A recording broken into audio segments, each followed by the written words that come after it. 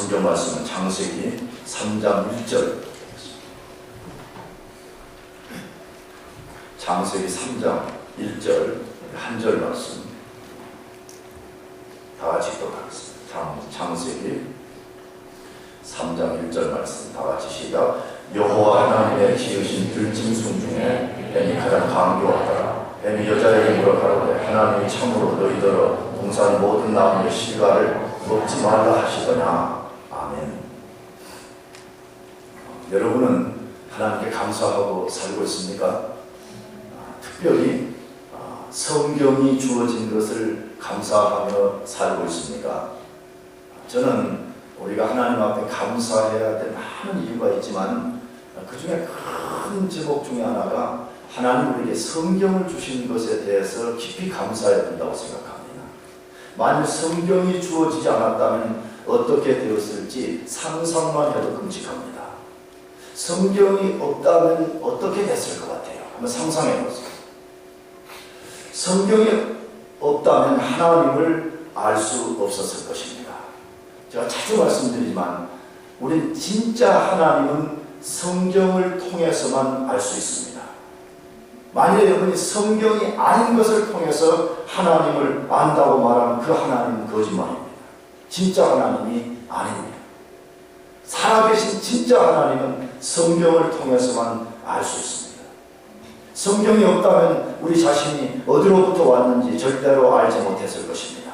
성경을 통해서 우리가 어디서 온 것인지를 알게 되었습니다.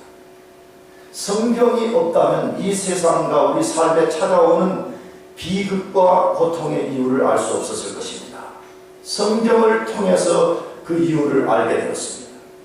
성경이 없다면 인간은 생의 마지막에 어디로 가는지 절대로 알 수 없을 것입니다. 성경을 통해서 우리는 어디로 가는지 분명하게 알게 되었습니다. 성경이 없다면 인간은 어떻게 사는 것이 바르고 옳은 것인지 알 수 없었을 것입니다.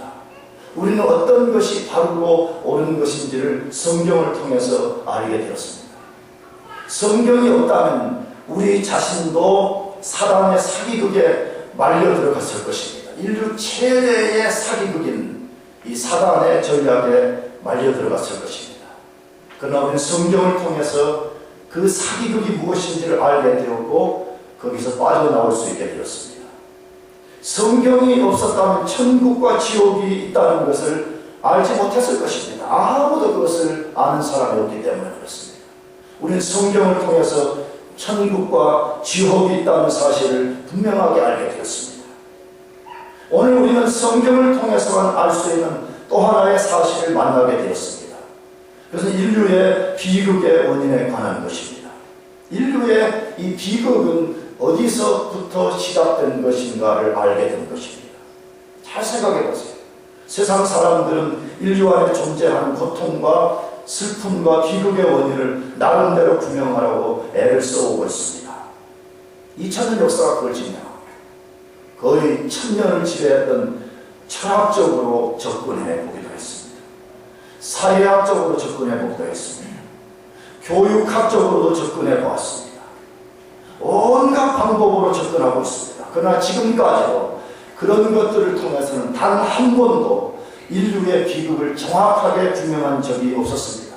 만일 정확하게 규명했다면 분명히 해결책을 발견했었을 것입니다. 성경은 인간 스스로의 지혜로는 그것들을 절대로 찾을 수 없다고 선언합니다.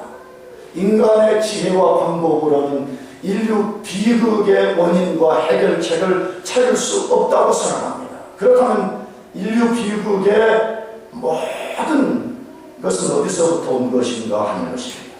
창세기 3장은 그 원인을 분명하게 알려주고 있습니다. 우리가 창세기 1장, 2장을 통해 알게 된 것처럼 하나님은 모든 만물과 인간을 완벽하게 창조하셨습니다. 에덴 동산이 인간이 살기에 완벽한 곳이었고 그 안에 살게 된 인간이 완벽한 존재로 창조되었습니다. 그런데 3장에 들어오게 되면 완벽했던 에덴과 인간 안에 반역과 비극과 파괴가 일어난 것을 소개하고 있습니다. 그런 일이 일어난 근본적 원인이 어디에 있는가 하는 것입니다. 에덴 동산에 아주 교활한 사단이 들어와 인간을 속이고 파멸에 떨어지게 만들었기 때문입니다. 사단은 인간이 하나님을 반역하게 만들었고 그것을 통해서 하나님과 맺은 언약을 깨뜨림으로 인간과 만물 속에 죽음과 고통과 비극이 찾아들게 한 것입니다. 사단은 우리가 생각하는 것보다 훨씬 잔인한 존재입니다. 사단은 사람들이 쉽게 생각하는 것보다 사단은 훨씬 교활하고 훨씬 잔인한 존재라고 성경이 우리들에게 말씀하고 있습니다. 이 세상 사람들과 사단은 아이러니 속에 산다고 저는 생각합니다. 이 세상 사람들 잘 보시기 바랍니다. 자신들의 고통과 비극을 가져다준 진짜 원인을 모르고 있습니다. 그 모든 원인을 다른 곳으로 돌리고 있습니다. 돈이 없어 그렇다, 교육을 많이 못 받아서 그렇다, 세상에 권세가 없어 그렇다, 명예가 없어서 그렇다, 그런 것으로 다 돌리고 살고 있습니다.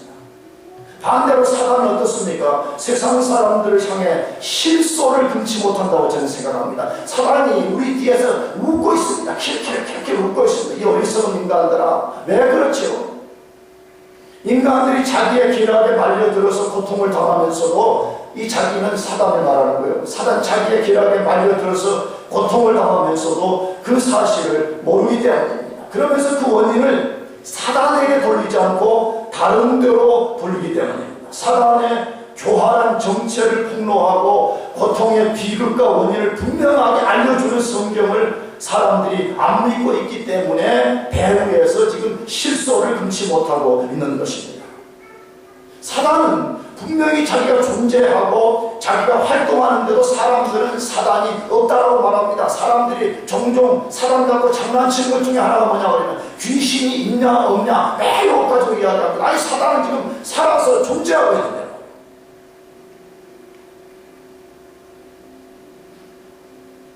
여러분, 그렇기 때문에 사단이 제일 두려워하는 것은요, 공부가 아닙니다. 학위가 아닙니다. 오해하지 말고 들어요. 돈 많이 갖고 있는 그런 것을 사단이 두려워하지 않습니다. 사단이 그 사람이 목사다, 그 사람이 세상에서 뭐다, 사단은 그런 것에 꿈쩍도 하지 않는 존재입니다. 왜? 사단은 만왕의 왕이신 하나님과 대적하려는 존재였는데, 하나님과 대적하는 존재가 당연히 목사가 왜 대단하다고 목사 타이틀로 겁을 먹겠습니까?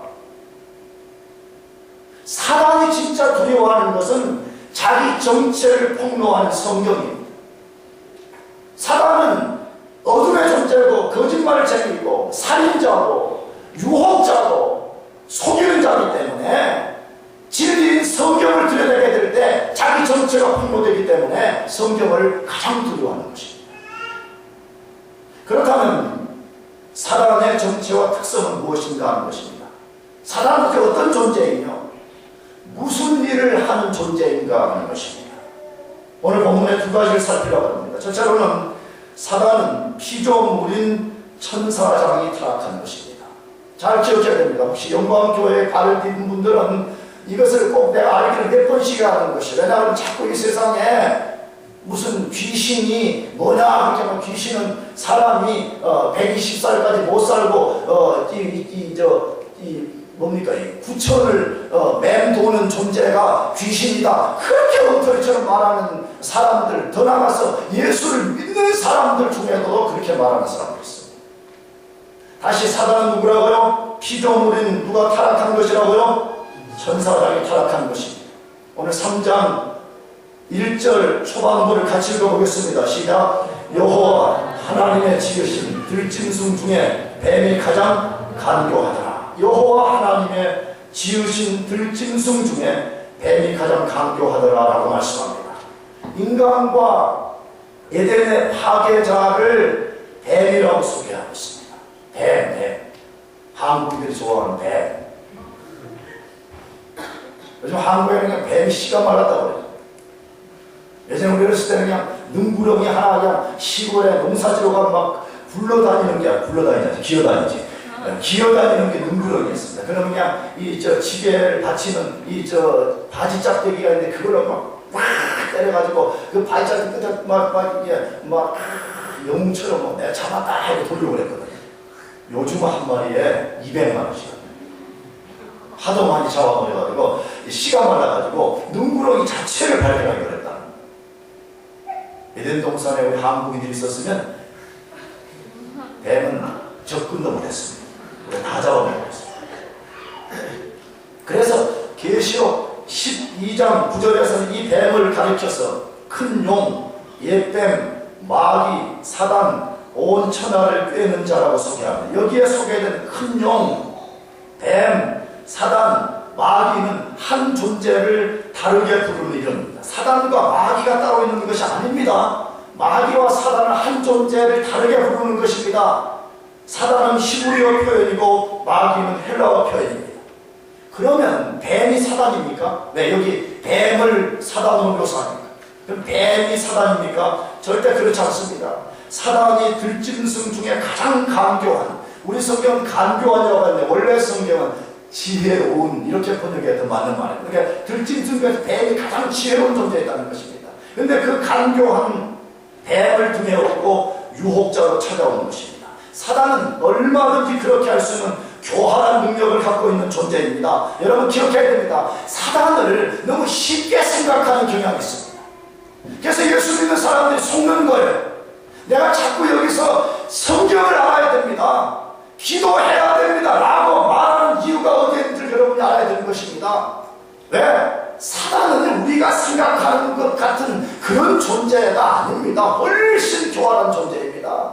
심지어 뱀을 등에 업고 최초의 인간에게 접근해 온 자입니다. 심지어 고린도후서에는 사단은 자기 자신을 광명의 천사로도 가장할 수 있다고 말씀하고 있습니다. 아니, 여러분, 광명의 천사, 선한 천사인 것 양 가장을 하고 우리 인간들에게 찾아올 수 있는 존재라고 성경이 말씀하고 있습니다. 하는 그렇기 때문에 여러분들이 신앙생활 절대 썬데이 크리스찬으로 하면 안 됩니다. 동의하십니까? 이 말이 사실을 믿는다면 그냥 성경도 안 들고 오고 그냥 교회 와서 반은 졸고 반은 그냥 딴 생각하다, 여러분 그런 사람들 사단이 건들지도 않습니다. 목사님 뭘로? 사단이 건든다니까. 사단이 건들면 지금 그 사람 속에 치열한 영적 싸움이 일어나야 되는데 안 일어나는 거예요. 왜? 그러니까 사단이 가만히 놔둬도 그 사람은 그냥 천국이 아니라 지옥을 이롭게 하는 사람이기 때문에 그렇습니다.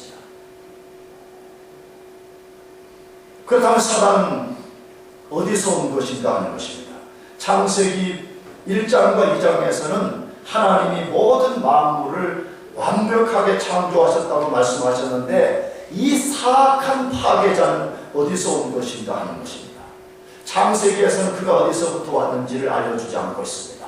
창세기에서는 말하지 않습니다. 사단의 존재와 활동만 말하지 이가 어디서 왔는지를 말하고 있지 않습니다. 그러나 다른 성경들에서 그의 유래를 알려주고 있습니다. 여러 군데가 있는데 대표적으로 에스겔서 28장 12절 이하, 이사야 14장 12절 이하, 계시록 12장 7절 이하입니다. 근데 그 중에 우리가 방금 언급한 이 세 군데를 살펴보려고 하는데 제일 먼저는 에스겔서 28장 12절에서 15절입니다. 우리 천천히 같이 읽어보겠습니다. 정신 바짝 차려요. 아멘? 졸지 말아요. 가능하면. 물론 여러분을 졸게 한 내 책임도 있지만 그래 뱀 이야기도 해줬잖아요.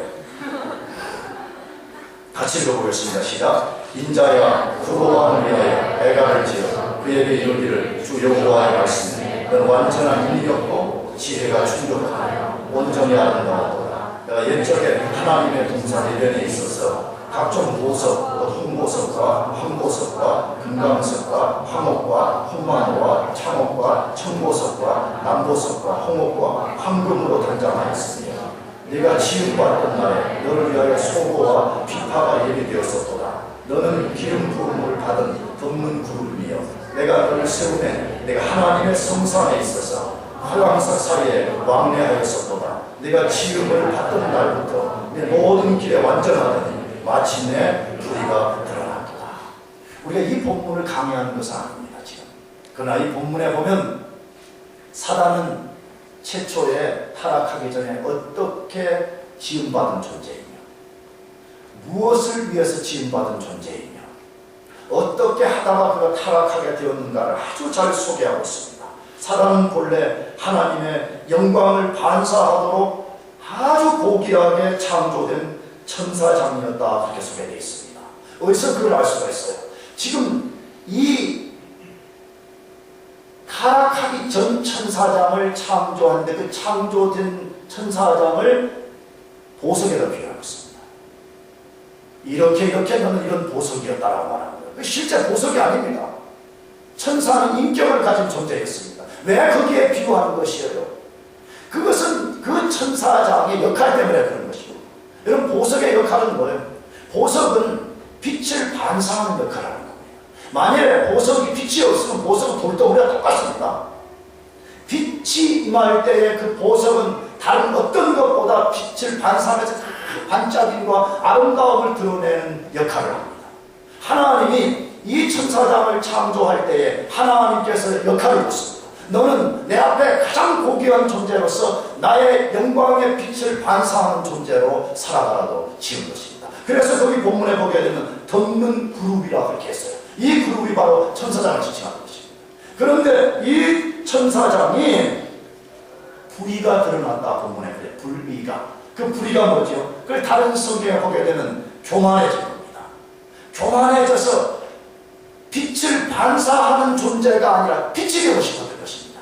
나는 이제 하나님의 빛을 반사하는 그런 일을 하고 싶지 않다는 거예요. 나도 하나님처럼 빛이 되고 싶다라고 생각하는 것입니다. 그래서 하나님을 반역하게 되었고, 그 반역한 존재가 사단이 된 것입니다. 기억해야 됩니다. 사단은 장난감이 아닙니다. 사단은 우리가 막 때리고 대가리 하나 툭툭 쳐줄 그런 존재가 아닙니다. 우리가 나이도 훨씬 많은 영혼 속에 있었던 존재였고요.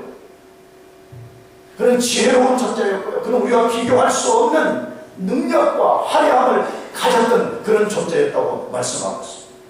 나가서 이사야 14장 12절에서 15절 소개합니다. 같이 읽어보겠습니다. 시작. 너 아침의 아들 기명성이 어찌 그리 하늘에 떨어졌으며 너 열국을 엎은 자여 어찌 그리 땅에 지켰는고 내가 내 마음에 이르기를 내가 하늘에 올라 하나님의 묵별 위에 나의 보좌를 높이리라. 내가 북극 지폐의 산 위에 자정하리라. 가장 높은 구름에 올라 지극히 높은 자와 비기리라 하도다. 그날 이제 내가 음부 곧 구덩이에 맨 밑에 빠치리로다. 자, 이 본문 도대체 이 본문을 강의하는 것은 아닙니다. 타락 전 사단의 이름은 루시퍼였습니다. 루시퍼.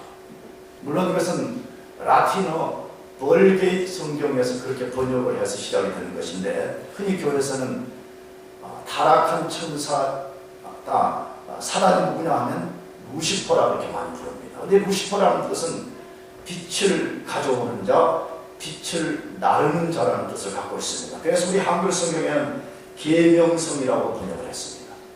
루시퍼는 대단한 존재로 창조된 것이 틀림없었습니다. 그래서 그가 교만한 마음을 가졌습니다. 굉장히 교만한 마음을 가졌습니다. 앞에 에스겔서에도 교만한 마음을 가졌다는 것을 살폈지만 이사야 성경 안에도 교만한 마음을 가졌다는 것을 소개합니다. 어디에서? 이 본문에 보게 되면 내가 이러한 일을 하리라라고 5번 주장합니다. 우리 한글 성경은 내가라는 말을 2번밖에 번역 안 했습니다. 히브리 원문에는 이것을 5번 소개하고 있습니다. 그 5번이 무엇입니까? 첫째, 내가 하늘에 올라가겠다라고 말씀합니다.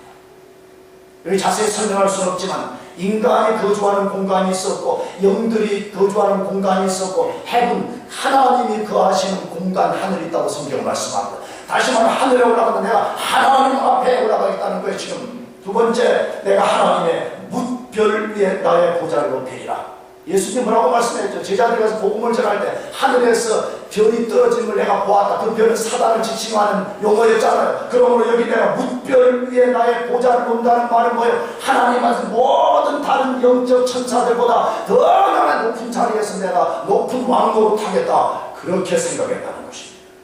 세 번째, 내가 북극 지폐의 산 위에 자정하리라. 왜 북극 지폐의 산인가? 여러분, 구약에서 산은 신들의 처소로 소개되는 테크니컬 워드입니다. 그 말은 뭐지요? 자기가 하나님의 자리에 앉겠다라고 결심하는 것입니다. 네 번째, 내가 가장 높은 구름 위에 오르겠다. 무슨 손오공인가? 여러분, 이 성경의 구름의 의미를 알아야지. 시내산에 하나님이 강림하실 때 구름이 가득했다. 예수님이 다시 오실 때 구름 타고 오신다. 그런 말은 예수님 운송수단이 없어서 구름 타고 오는 거 아닙니다. 예수님은 그런 거 없이도 오십니다. 믿습니까? 왜 아멘이 없어요? 그러면 이 구름이라는 개념은 뭡니까? 이것은 영광에 대한 상징. 하나님이 가지고 계신 그 영광을 자기가 취하고 자기가 그 영광을 자기 보좌로 삼겠다는 것입니다. 다섯 번째, 내가 지극히 높은 자와 비기리라. 내가 지극히 높은 자 누구입니까? 하나님. 내가 하나님처럼 되겠구나. 내가 하나님과 맞짱을 뜨겠다. 그래서 내가 하나님이 되겠다라고 생각하는 것입니다. 그러나 이 사단은 그렇게 할 수가 없습니다. 왜냐? 사단은 피조물이기 때문에 그렇습니다. 여러분, 피조물은 창조주를 이길 수 없습니다. 유한한 존재는 무한한 존재를 이겨낼 수가 없습니다. 그래서 하나님이 사단을 심판하고 그 앞에서 쫓아내버렸습니다. 그러므로 사단은 하나님 앞에서 쫓겨난 존재입니다. 쫓겨난 존재. 여러분, 굉장히 중요한 성경에서 계시록 19장 전을 보게 되면 사단을 가르쳐 쫓겨났다는 말을 반복하는 거예요. 사단은 비참한 존재예요. 하나님 앞에서 쫓겨난 존재가 되었다고 말씀합니다. 더불어서 여기서 우리가 작은 좋은 하나를 배운다면요, 교만하지 마십시오. 아멘. 내가 무엇을 할 것이다. 내가 이렇게 할 것이다. 여러분, 이 세상에 왜 수많은 갈라진 생각, 수많은 사상들이 와가지고 이 세상을 혼란스럽게 만든 거예요. 이 세상은 원래 하나님의 생각 하나만 지배했던 세상이었습니다. 마귀가 들어와가지고 내가 이렇게 하리라는 마귀의 생각을 아담과 하와에게 갖다 넣어주니까 두 배가 더 생겼습니다. 아담과 하와가 가인을 낳고 나서 가인으로부터 나온 마귀의 생각이 퍼지니까 계속 기하급수적으로 늘어나고 온 세상이 온갖 생각들로 혼란을 만들어내고 있는 것입니다. 최고서 나는 한국의 정치를 보면, 미국은 잘 영어를 못 들어서 모르겠어요. 근데 한국의 정치를 보면 왜 그렇게 싸우는 거예요? 아무리 정치가 정반합의 그런 변증법적 요소를 갖고 있는 마귀적이라고 하더라도 말이에요. 하늘에 한 액트를 가지고 그렇게 다르게 볼 수가 있어요. 물론 우리가 다양성이라는 차원에서는 그렇게 볼 수 있다라고 말할 수 있겠죠. 근데 분명히 액트는 하나인 거 아니에요. 그렇죠? 그래, 안 그래요? 그런 거 아니에요. 노무현 대통령이 북한 김일성하고 김정일하고 가서 대화를 해가지고 LLL을 포기했냐 안 했냐 했다면 분명히 액트를 하는 거 아니에요. 근데 왜 액트가 하나 있다 두 개 있다 막 자꾸 그랬었는 거예요. 아주 단적인 걸 보여주잖아요. 여러분, 이 세상에 수많은 사상, 수많이 갈라져 있는 것을 여러분 그렇게 아무렇게나 생각하면 안 됩니다. 원래 타락 전에 이 만물 속에는 하나님의 생각 하나만 존재했었습니다. 근데 마귀가 자기 생각을 풀어놓고 그 자기 생각에 따르는 사람들 속에 분열이 일어나게 해가지고 오늘 수천 가지, 수만 가지, 수억 개의 생각들이 이 세상 속에 지배하고 있지 않습니까? 그런데 그 중에 참 진리, 참 뜻은 하나밖에 없습니다. 믿습니까? 그것이 하나님의 뜻입니다. 근데 하나님의 뜻을 싫어합니다. 마귀처럼 내가 이렇게 하라, 내가 이렇게 하라, 자기 뜻이 제공이냐고 생각하는 것입니다. 그래 교만해지는 것입니다. 여러분, 그런 사람들은 언제나 반드시 하나님의 심판을 받게 되고요, 그런 사람들은 인생에 매우 위험한 날이 찾아오게 되는 것입니다. 나는 우리 교회 성도들에게 호소합니다. 만약 여러분이 농사를 짓는 분이라면, 장사를 하는 분이라면 나는 다른 차원에서 설교를 했을 거예요. 분명히 장사할 때 속이지 말아라. 아주 적정한 이유만 취급해라. 썩은 거 팔지 말아라.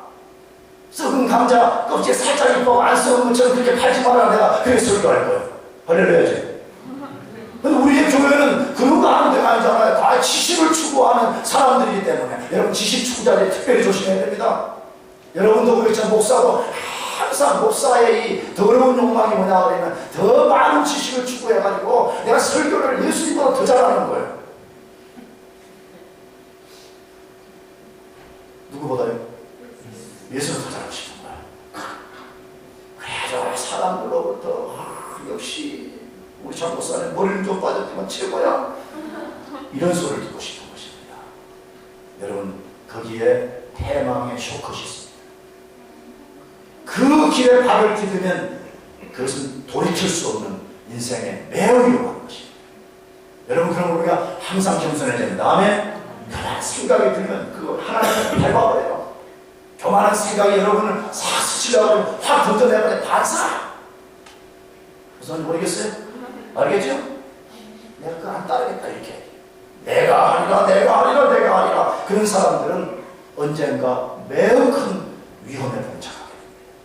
더 나아가서 계시록 12장 7절에서 9절은 소개합니다. 같이 읽어보겠습니다. 시작. 하늘에 전쟁이 있으니 미가엘과 그의 사자들이 용으로 더불어 싸우세 용과 그의 사자들도 싸우나 이기지 못하여 다시 하늘에서 저게 있을 곳을 얻지 못한지라 큰 용이 내어 쫓기니 예뱀 곧 마귀라고도 하고 사단이라고도 하는 온 천하를 꿰는 자라 땅으로 내어 쫓기니 그의 사자들도 저와 함께 내어 쫓기니라. 루시퍼, 이 사단이 타락하기 전에 있었던 그 천사가 반역을 꾀할 때 하늘에 큰 전쟁이 있었다고 지금 소개하고 있습니다. 하나님의 전쟁을 수행하는 미가엘 천사장과 그 미가엘 천사장을 따르는 선한 천사들과 이 악한 루시퍼의 반역에 가담한 천사들 사이에 큰 싸움이 일어났다고 성경이 지금 말씀하고 있습니다. 놀랍지 않나요? 우리는 그거 몰랐습니다. 성경이 아닌 이 사실을 어디서 여러분이 알 수가 있겠어요? 디아블로스 게임하면 알아? 런닝맨 보면 알아? 없습니다. 철학책도 없고 뭐 세익스피어 전집도 없고 아무것도 없습니다. 이 엄청난 비밀은 오직 성경을 통해서만 알 수 있는 사실입니다. 그러므로 우리가 성경을 갖고 있는 게 축복입니다. 할렐루야. 우리가 성경이 있다는 것은요, 이 세상에 가장 큰 축복을 받은 거예요. 근데 축복을 받고도 읽지도 않고 먼지가 끼어가지고, 내가 여기 한국 가가지고 어제도 우리 목장을 얘기했지만 우리 가족을 만나가지고 말도 잘 안 되네. 가족을 만나가지고 난 신앙생활 잘할 줄 알았어요. 나이가 신자야 보니까 내가 너무 마음이 아파가지고 한 달 동안 있으면서 아침마다 다 모이라고 했어요. 그래가지고 뭐 나이롱 신자든 뭐 무슨 신자든 다 오라고 했죠.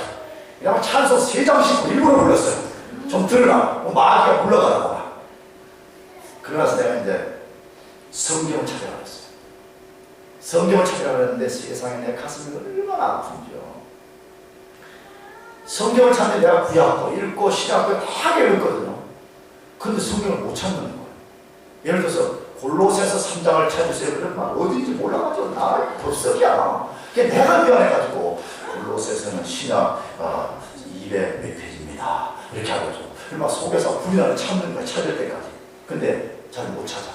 그것도 왜냐하면 성경을 안 읽어가지고 새 성경을 샀는데 새 성경을 사면 이게 2장이 붙어가지고 이제 안 떨어져요. 이 몇 장씩 붙어가지고 안 들어가. 이렇게 하면 또 몇 장이 휘 넘어가고요. 또 이쪽은 휘 이쪽. 정말 속으로 이 나이 이거 어떻게 하지? 내가 다 아무리 친척이지만 남의 집이잖아. 어떻게 보면 내가 서로 작게 하려고 했는데 이거 안 되겠다. 50분씩 했어요. 보통 예배가 1시간 반씩 됐어요. 1시간 반씩. 여러분, 성경이 있다는 것이요, 상상할 수 없는 축복입니다. 지금 정말 상상할 수 없는 축복입니다. 그래서 성경을 안 읽는다. 성경을 공부하지 않는다. 우리가 이 땅에 살고 천국을 들어가는 그 모든 것이 성경 안에 있는데 그걸 공부 안 한다. 말이 됩니까? 내가 자주 말하잖아. 여러분을 나는 나쁘다고 말하거나 여러분 무시해서는 말이 아니라 여러분이 하는 전공 과목은 천국에 안 들어가요. 그러나 성경에 가르친 모든 것이 앞으로의 천국에 들어가서 사는 삶의 원리를 가르쳐주는 거예요. 우리가 한국에서 미국 오기 전에 미국에서 어떻게 사는지 우리가 알고 영어도 조금씩 준비하고 다 그렇게 해왔잖아요. 그럼 천국에 들어갈 준비를 해야지. 아멘. 성경을 읽어야지. 성경을 공부해야지. 왜 다른 일에서는 목숨을 바치고 새벽을 깨우고 밤을 새워서 공부하면서 왜 하나님의 말씀을 공부하느냐. 그렇게 기울고 인색하는 것이에요. 그게 영적으로 기울다는 증거예요. 영적으로 게으름은 죄라고 성경이 말씀해요. 왜 다른 일에는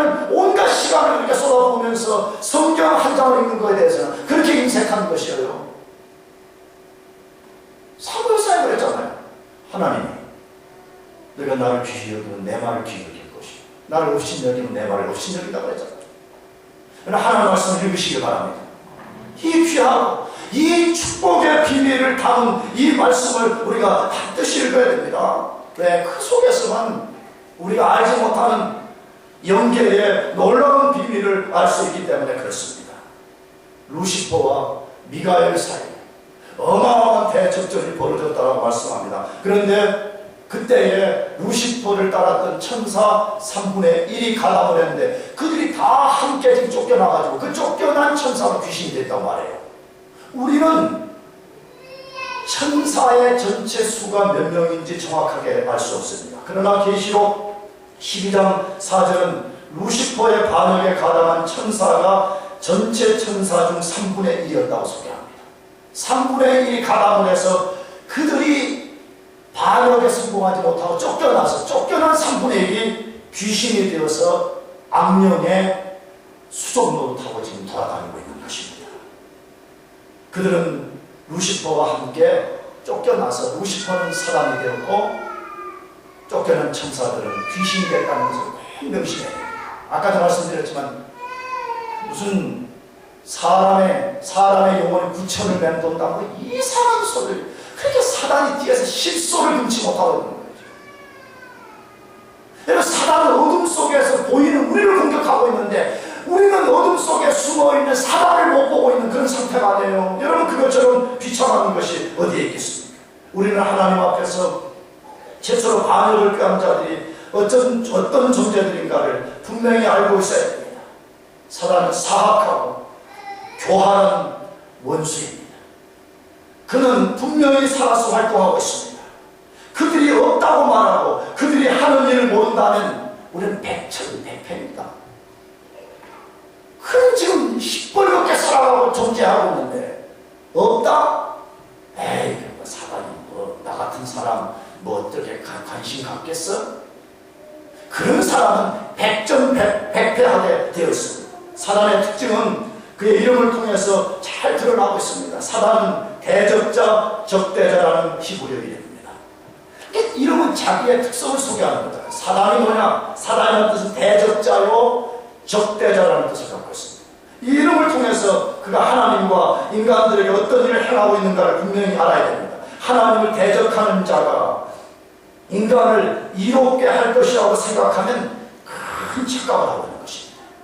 만일에 사단이 인간에게 어떤 좋은 일을 만들어준다면 그것은 그 사람을 속여서 더 큰 파멸에 떨어지게 하려고 강교한 술책을 쓰는 것입니다. 내가 언제 말씀드렸잖아요. 사단은 우리 영혼을 파멸에 떨어지게 하는 것이라는 이 한 가지 영혼을 파멸시키는 것을 위해서 9가지를 줄 수 있는 존재입니다. 돈도 줍니다.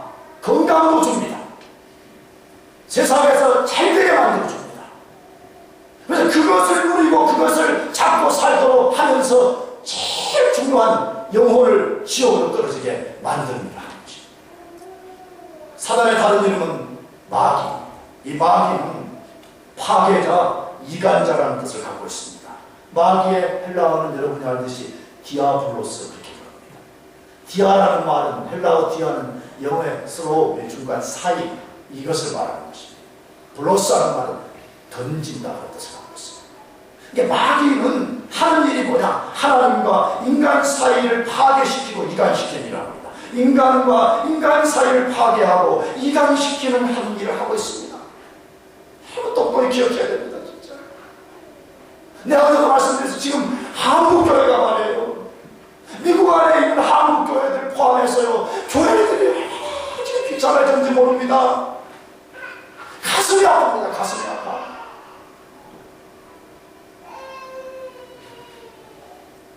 교인들끼리 서로 미워하고 말해요. 목사를 미워하고 말해요. 목사는 성도를 미워하고 있고 말해요. 여러분이 어디에서 나왔다고 생각합니까? 왜 자꾸 혈과 육에 대한 싸움이 아니라고 말하는데 그 말씀에 귀를 기울이지 않고 여러분의 본능과 우리 배후에서 우리도 모르는 사람들을 속이는 자를 따라서 살고 있냐 이거예요. 그가 지금 우리를 이간시키는 것입니다. 우리는 다 한 가족이잖아요. 아멘? 아니 정말 한 가족인 것을 믿어요? 진짜 그렇잖아요. 하나님이 우리 아버지라고 우리가 부르잖아. 그러면 다 우리가 아버지의 한 가족 아니에요? 근데 왜 가족끼리 그렇게 막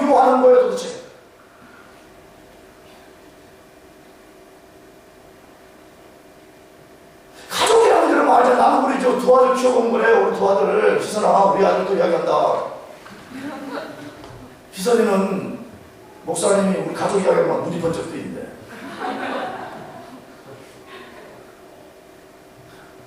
여러분 보세요. 가족이라는 것은 서로 이렇게 조금 감정적으로 조금 이렇게 안 좋을 수도 있고 어쩌고 그래서 싸움도 하고 그러는 거잖아요.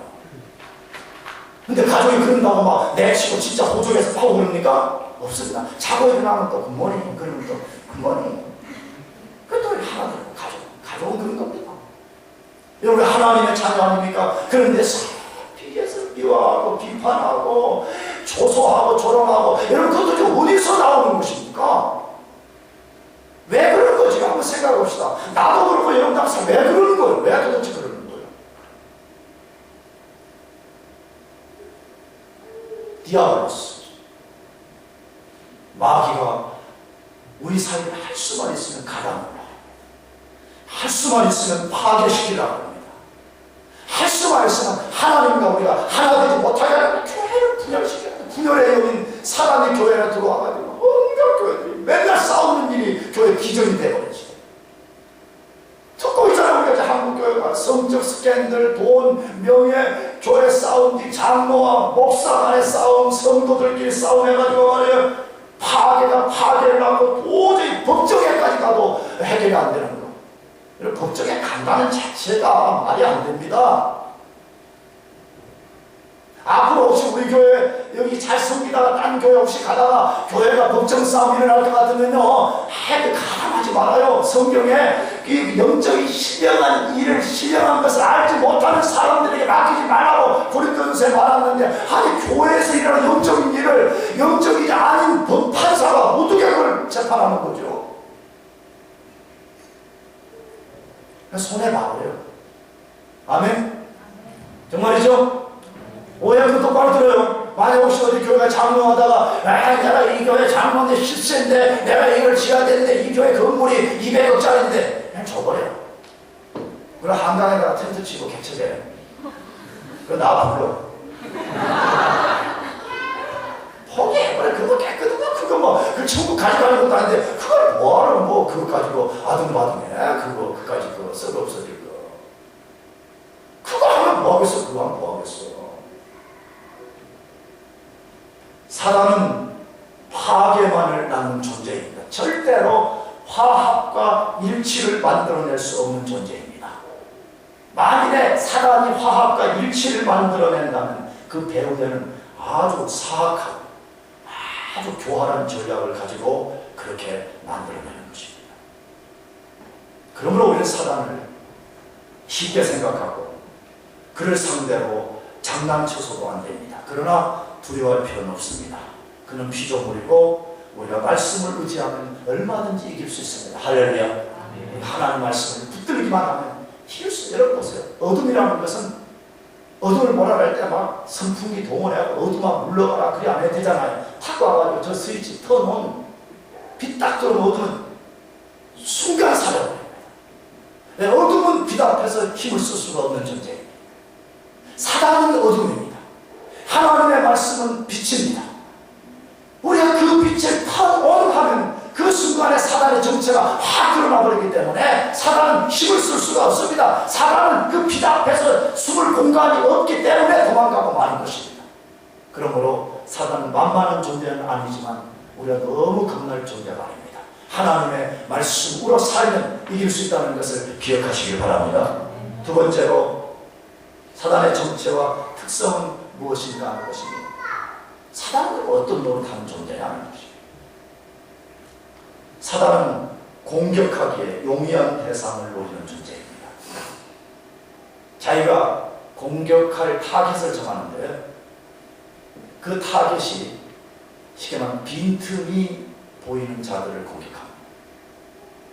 3장 1절 하반절 같이 읽어보겠습니다. 시작. 뱀이 여자에게 물어 가로되 하나님이 참으로 너희더러 동산 모든 나무의 실과를 먹지 말라 하시더라. 뱀이 누구에게 물었어요? 여자에게 물었어요. 사람이 인간을 공격할 때 절대로 아무 사람이나 아무렇게 공격하는 것이 아닙니다. 쉽게 공격할 수 있는 타겟을 설정한다는 사실입니다. 어디서 그 사실을 알 수가 있습니까? 에덴 동산에서 사단이 인간을 유혹하고 파멸시키려고 할 때 아담이 아니라 하와를 공격의 대상으로 삼았다는 것입니다. 하나님과 언약을 맺은 대표자는 하와가 아니라 아담이었습니다. 왜 사단은 언약의 대표자인 아담을 공격 대상으로 삼지 않고 하와를 선택했을까 하는 것입니다.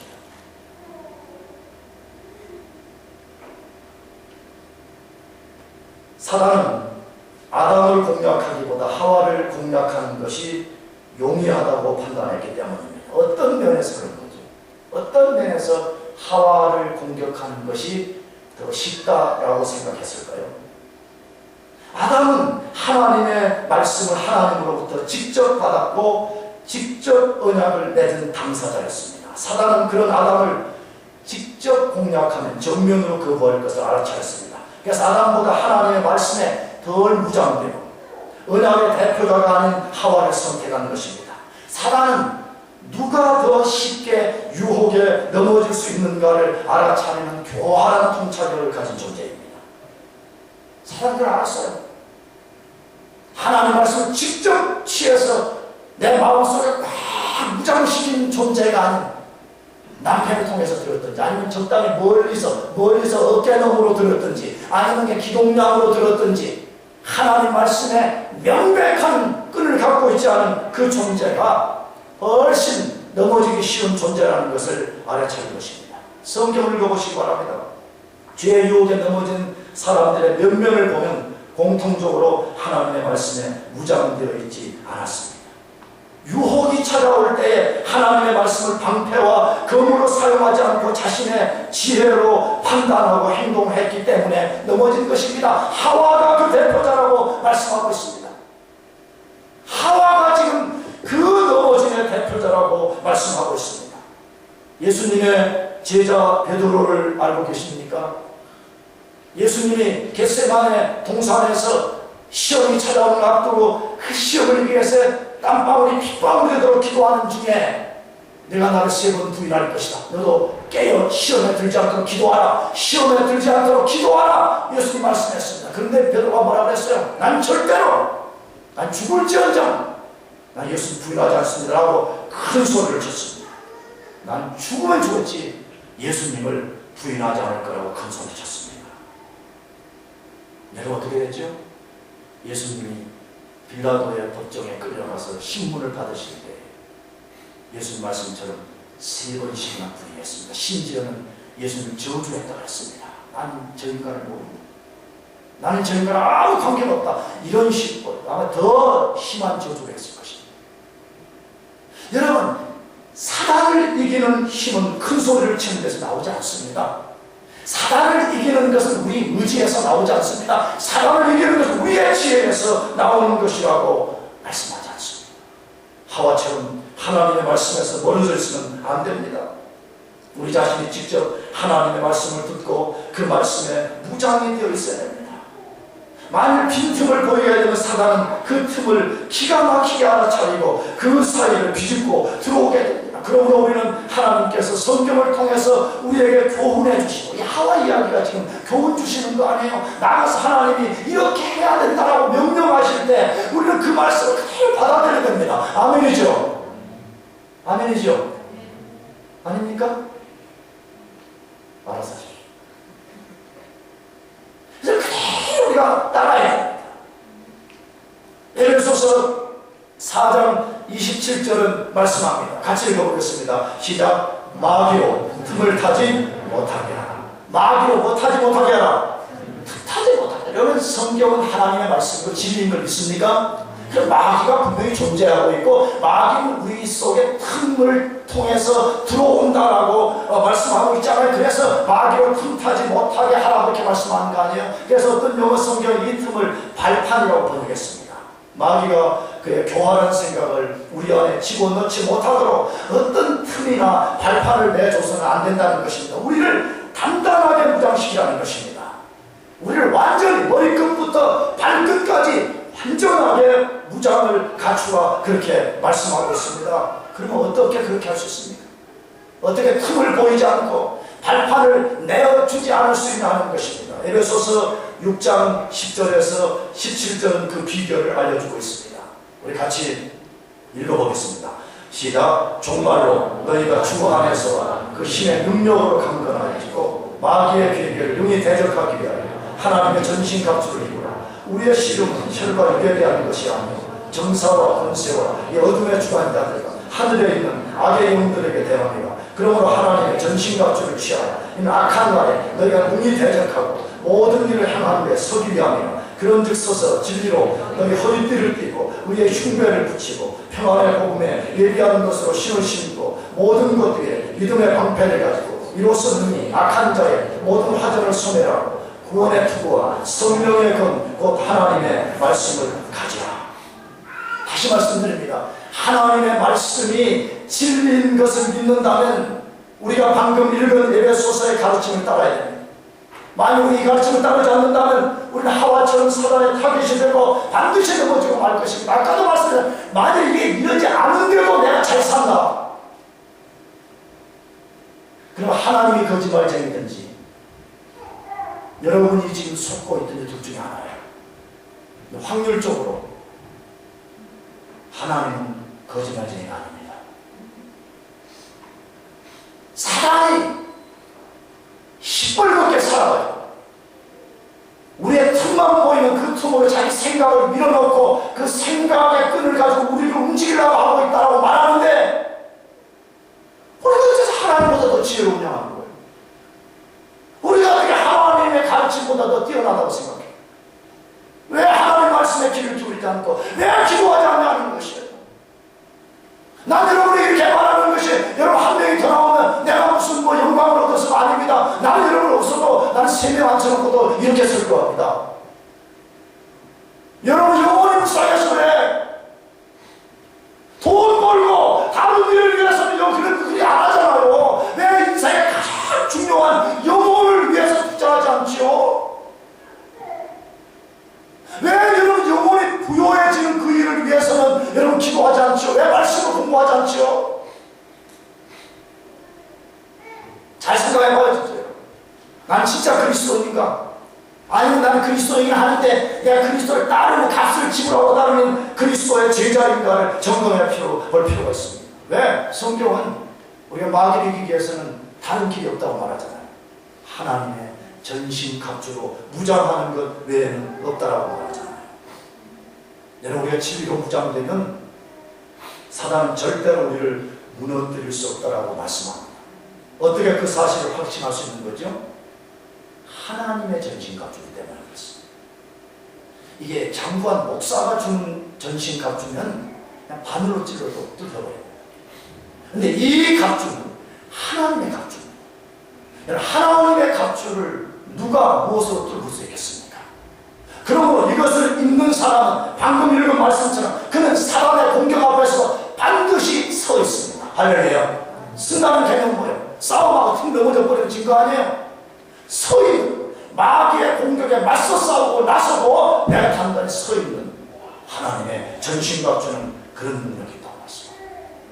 여러분 그렇게 될 수 있다는 또 다른 증거가 무엇입니까? 예수님이 광야에서 사단으로부터 시험을 받으셨을 때 그렇게 하신 것을 통해 확신할 수 있습니다. 예수님은 사단이 시험할 때 성경의 말씀으로 맞섰습니다. 성경의 말씀 인용한 거예요. 사단이 공격하면 그게 다 맞는 거, 정확한 이렇게 하면 그게 맞는 거, 다 이렇게 하면 다 저렇게 하면 다 이거잖아요. 아는 게 요한복음 3장 16절 하나밖에 없으면 되겠습니까? 적재적소에 쓸 수 있고 적재적소에 나가냐고 적재적소에 사단의 급소를 찌르고 사단의 턱 밑에 칼을 겨룰 수 있는 이 말씀을 우리가 가지고 있어야 되지 않겠습니까? 예수님이 성경의 말씀을 인용해서 사단의 공격에 맞섰을 때 사단은 자신의 거짓이 드러나게 되므로 힘을 잃었고 도망가고 말았습니다. 도망가 버렸습니다. 왜 사단은 아담이 아니고 하와를 먼저 공략했을까요? 또 다른 이유가 있다고 생각합니다. 사단은 아담이 하와의 제안을 쉽게 거부하지 않을 것이라고 생각했기 때문입니다. 잘 들어야 돼요. 사단은 아담이 누구의 제안이요? 하와, 자기 부인의 제안을 쉽게 거부하지 않을 것이라고 판단한 것입니다. 사단의 기대대로 되었습니다. 하와가 선악과를 따먹은 후 그것을 아담에게 줄 때 아담이 거부하지 않았습니다. 왜 거부하지 않았을까요? 왜 거부하지 않은 것 같아요? 너무 아름다운 하와를 포기할 수 없었던 것입니다. 물론 가장 큰 이유는 하나님의 주권을 인정하지 않는 행위였습니다. 그러나 사단의 전략은 하나님이 주신 기가 막힌 하와의 요청을 아담이 거부하지 않을 것이라는 기대를 한 것이에요. 여러분, 하와가 얼마나 아름다웠을까? 그래서 우리 교회에 그런 분이 있나 모르겠네. 뭐라 그랬죠? 이런 내 뼈 중에 뼈요, 살 중에 뭐라? 살. 와, 나는 모르긴 하지만 아담은 정말 아마 나보다 5억만 배 잘생겼을 것 같아. 잘생긴 왜 눈도 막 물에서 막 선한 광채가 막 부리부리부리 막 나와. 하와는 그게 어떻게 됐어요? 하와는 그 아담에서 갈비뼈를 취해서 만들었으니까 하와는 아휴 진짜 모르겠어. 얼마나 아름다웠을지. 근데 그 아름다운 여인이 선악과를 따먹은 후에 선악과를 행했어. 여보, 당신도 이것을 같이 묻혀봤어. 아담은 하나님이 아니라 하와를 선택하기로 한 것입니다. 왜? 자기 눈앞에 보이는 너무 아름답고 고귀해 보이는 그 여성을 잃어버리고 싶지 않았던 것입니다. 하나님의 말씀이 아니라 눈앞에 보이는 아름다운 것을 선택한 것입니다. 아담은 영원한 것이 아니라 일시적인 것을 선택한 것입니다. 아담은 하나님이 아니라 하와라는 우상을 선택하기로 한 것입니다. 만일 이 순간에 아담이 하와의 제안을 거절했다면 어떻게 됐을까요? 역사에는 만일이라는 것은 없지만 상상 만일에 아담이 NO! 라고 거부했다면 어떤 일이 벌어졌을까 하는 것입니다. 우리는 다 상상할 수 없겠죠. 그러나 분명한 사실은 하나님이 아담에게 하와를 대신할 해결책을 주셨을 것이라고 생각합니다. 하와를 만드신 분이 그걸 못하셨겠어요? 그러나 아담은 하와의 제안을 거부하면 그녀를 잃어버릴 것이라고 생각했기 때문에 하와를 통한 사단의 유혹을 받아들이게 됐습니다. 그것이 인류의 비극을 불러 들어오는 분이 되게 됐습니다. 더 나아가서 아담은 하와를 잃어버리지 않기 위해서 하와의 유혹을, 제안을 받아들였는데 죽음을 통해서 하와를 잃어버리게 되었습니다. 원래는 하와와 영원히 같이 살게 되었습니다. 근데 잃어버리지 않겠다고 하나님 말씀을 거역하고 눈앞에 있는 그걸 선택하게 될 때 하와를 잃어버리는 비극을 경험하게 되었습니다. 오늘 사단이 우리에게도 하와를 통한 유혹을 보냅니다. 하와와 같은 유혹을 우리에게 보냅니다. 잘 기억해야 됩니다. 그것이 어떤 때는 아름다운 것으로, 특별히 젊은이들 여러분들 성적으로 경계해야 됩니다. 내가 언제나 누구에게 말했지만 20대 후반과 30대에는 바람 피려고 해도 바람 필 돈이 없어 못 피워. 말단 사원 때거리도 지금 해결 못 해가지고 언제 바람 피웠어. 여러분의 중년 남자들이 왜 경제적으로 안정을 가져오고 사회적으로 안정을 찾은 때에 남자들이 바람을 피는지 여러분 알고 있습니까?